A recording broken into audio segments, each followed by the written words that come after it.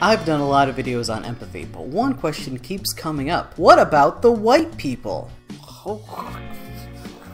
I've had several attempts at this video and ways to approach it, and every time it kind of makes me mad and I get rambly at it, and that is not what I want to do. So the intended audience of this video is not white men to explain why I don't care. This is for the people that might want to apply empathy to people like Donald Trump and the Republicans.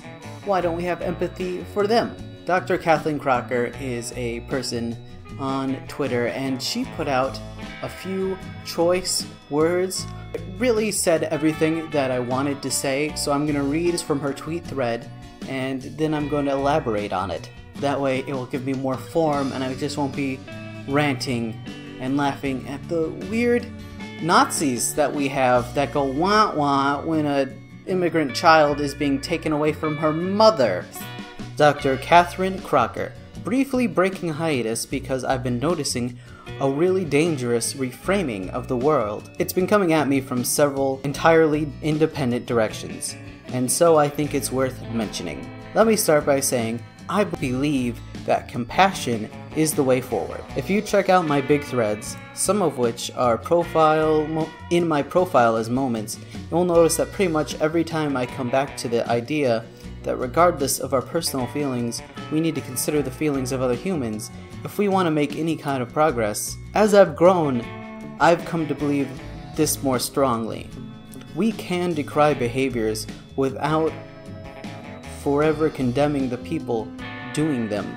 People can change, but they have to actually change to get that credit. It is an effective strategy because it's both kind and politically expedient. So I never thought I'd be logging back into social media to write a thread best named summarized as Against Empathy, but here we are. So I've noticed an uptick in people, especially liberal white women from wealthy, financially stable backgrounds, talking about how we need to rekindle, reawaken, and rediscover empathy. They seem honestly to believe that a lack of empathy has gotten us where we are. And certainly, there isn't a bunch of empathy in the US policy right now. But there never has been. It is easier for these people, wealthy white women, to notice because President of the United States doesn't use a Harvard Law degree vocabulary in an inspirational tone to dodge questions about, say, ICE. Yes, I see you all hollering, but child prisons. And let me just shush you now. The comment that I didn't see any of you storming the castle when Obama let police pepper spray native kids day in or day out, or when Hillary Rodham Clinton advocated bombing towns full of brown foreigners. We have a lot of problems. We have more problems than most of you want to acknowledge. So I think we can agree that yes, there are a lot, but the problem is not a lack of empathy. White liberals have this giant fetish for performative empathy that results in you all rebuilding the GOP a playhouse when someone burned it down. You feel, I think, that doing this stuff shows what a class act you are. Good form and all that. I don't know how to say this. I really don't know how to tell you. But you're not gonna get points for good form. It makes you look like children. Fascists know this weakness of yours, that you need to think well of yourselves while actually not taking much of a stand, so they exploit you. They do not secretly respect classiness. Classy is for upper crust British boarding schools.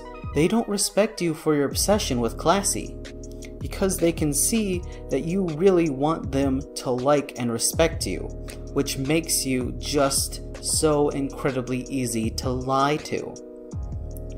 Partly, they have disdain for you because what you claim to want, justice, freedom, equality, isn't what you show up for. The appearance of those things. The appearance of justice, the appearance of freedom, the appearance of equality. Partly, they hate you because they think, like children, you are just too selfish and distractible to play real ball. And you know what? They're right. Like small children, If there's a slippery slope, you fall down it, all the way to the bottom, which is how you end up supporting free speech when it applies to Nazis, but not racial justice activists, which is how you end up mistaking asylum seekers for illegal immigrants. And never mind that most of your ancestors showed up here to commit genocide in order to get whatever English translation of Leben Saram, which is how you think that men who stand to lose considerable power have no more reason to lie, that women whose careers and lives those men have ruined already, and then manage somehow not to question why those men would have tried to ruin those women's lives in the first place. In short, as long as you think that there's a vanishing possibility that the system might fix the problems it has built itself to create, you're going to go along with almost whatever autocracy happens, because you're scared of what revolution would mean. I'm with you. The idea of revolution terrifies me, although for slightly different reasons. My point is, though, if you can empathize your way into understanding fascists, that makes you a fascist. You cannot, I cannot believe we are still going over this, you cannot convert a fascist into a non-fascist by appealing to their empathy. No autocracy ever was stopped by a victim standing up and saying, "Please understand, I'm just like you."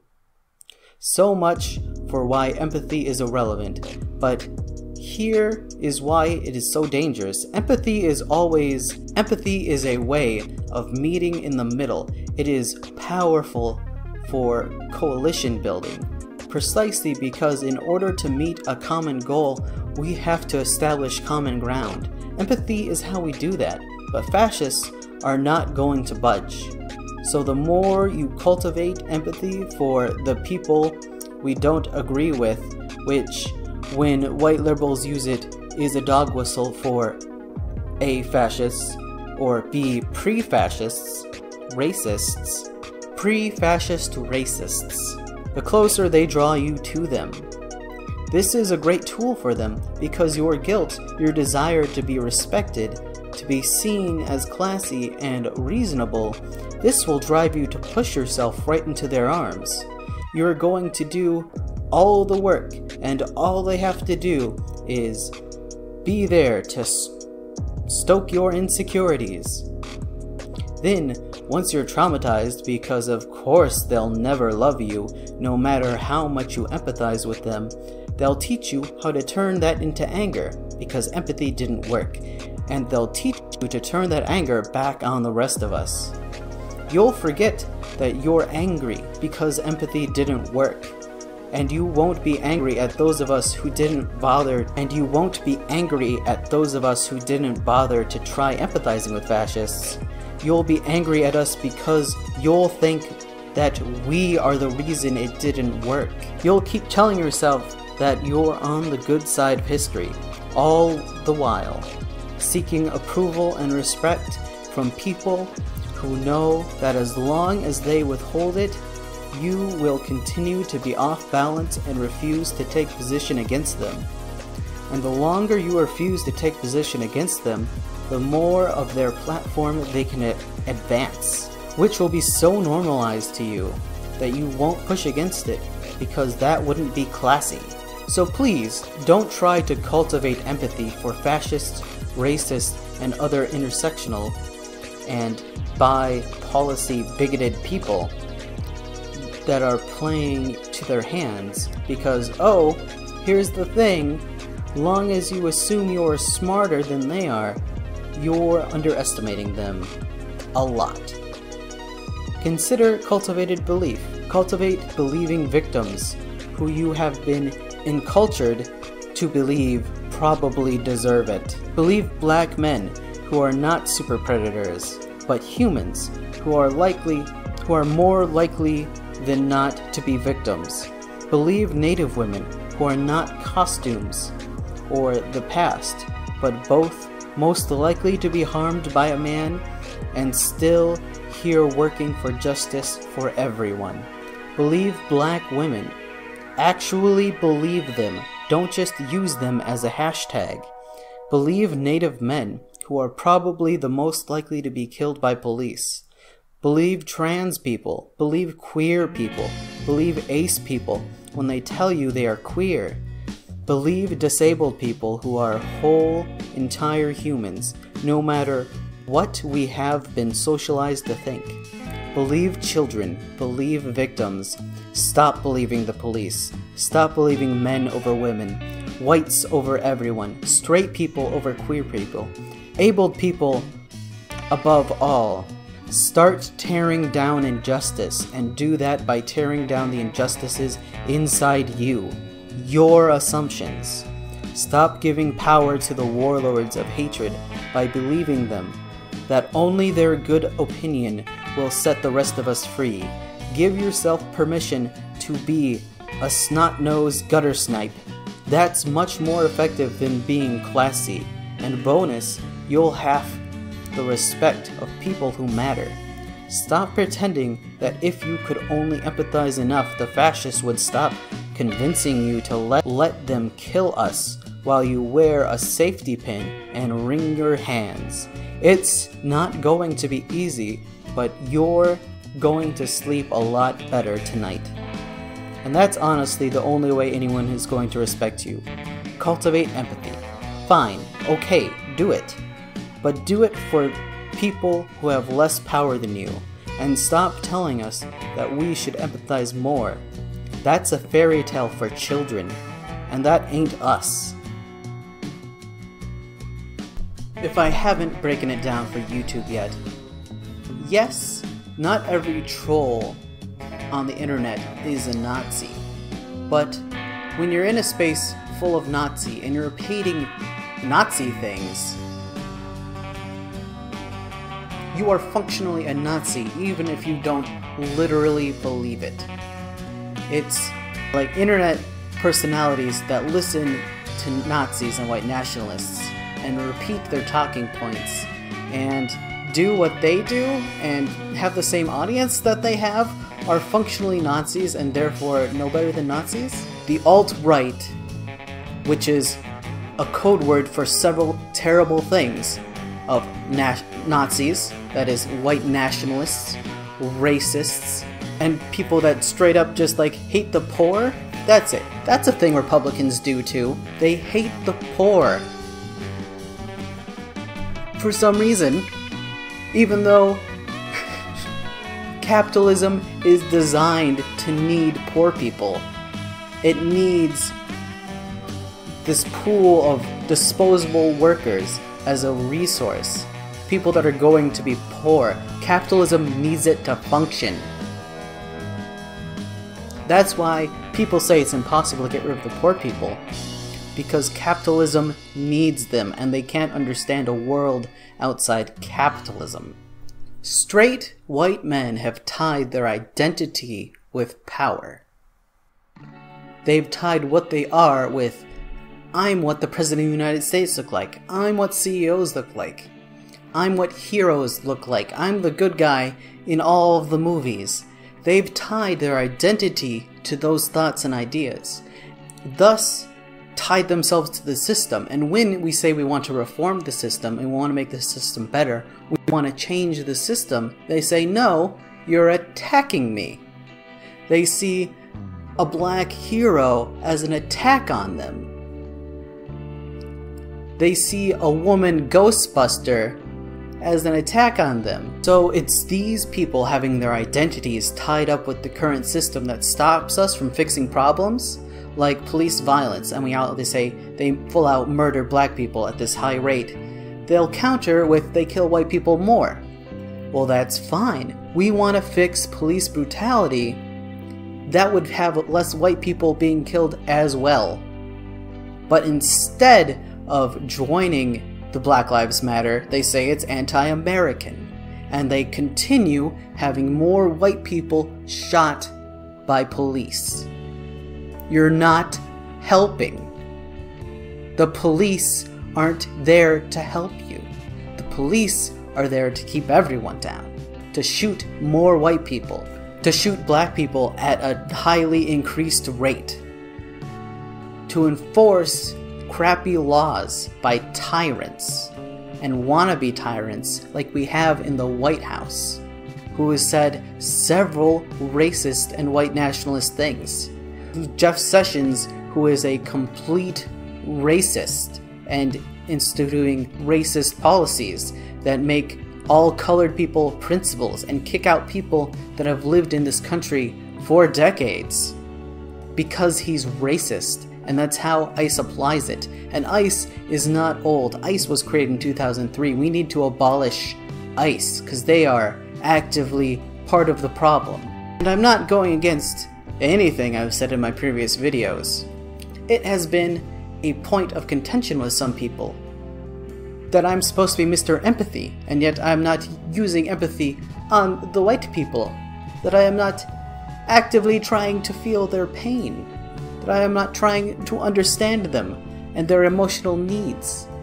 I've taken this as a good thing, and I've wanted to tackle this question, but I couldn't quite do it on my own because you see what happens when I talk about it on my own. I just get angry and tell you bad doing it again. I'm talking to white people. They're like the default. They're like, ugh, I'm sorry for, you know, liberals that are watching this and like, oh, I don't have those things. Why do you keep saying you? It's my problem. I keep talking to them. I keep talking. They are the ones that need to move. Now I know that they're not all white nationalists. Some of them are just, you know, a little racist. And it's a big thing to like watch a video this far and to hear these things. But it's an even bigger thing to look inside yourself and say like, oh, that's me. I have that problem. I ignored children in pain being taken away from their parents. I wanted to defend the police when they did a bad. Apple doesn't spoil the whole bunch. You bad apples until you realize how many? How many? Just pick a number. 200 dead black people. 1,000 dead white. Any dead dogs that are shot by police. Where's your line? Just pick it. 500 bombs dropped on civilizations we're not in war with. Bomb with drone strikes. 2% of the people killed are the intended target. People are killed by drone strikes. We just assume they're enemy combatant insurgents. And we know this because they were killed by drone strikes. After the fact, we're calling them insurgents. Anyone hit by a bomb is an insurgent, because we said they were. You know something's wrong with that, right? At this point in the video, and you're still not like with me on like a full empathy level, then just do me a favor and pick a number. And when the statistics get to that number, then change your mind and promise me that you will. See, when I talk about things that's awful, I'm so scattershot. I'm so angry at all of them. Thank you, Dr. Kathleen Crocker. And good luck on working on your postgrads. So hey, should I even bother doing a closing bit? I don't know. Like, if you liked this video, liked it, if it made you think or challenged you on any level, I would encourage you to. Also check out Dr. Catherine Crocker. I'll have a link to the thread down below. She has a PayPal you can give her some money to.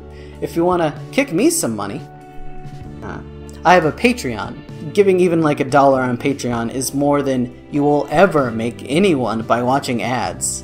I encourage you to follow all of your favorite YouTube people on Patreon and maybe do what I'm doing, which is the monthly dollar migration of $1 to one YouTuber as we go, and that's already more than I will ever make them by watching ads, ever. And it's great, and that way you get updated with the inner stuff. You might get a chance to talk to them. It's actually a lot of fun. It's so great. Leave a comment, come back for more. I have a whole series on empathy. If you have more questions or you're intrigued, or somehow you made it to the end of the video and you're like, black people are weird, I don't know if I want to, I have more videos for you. They're great. They're okay. Thanks! Oops.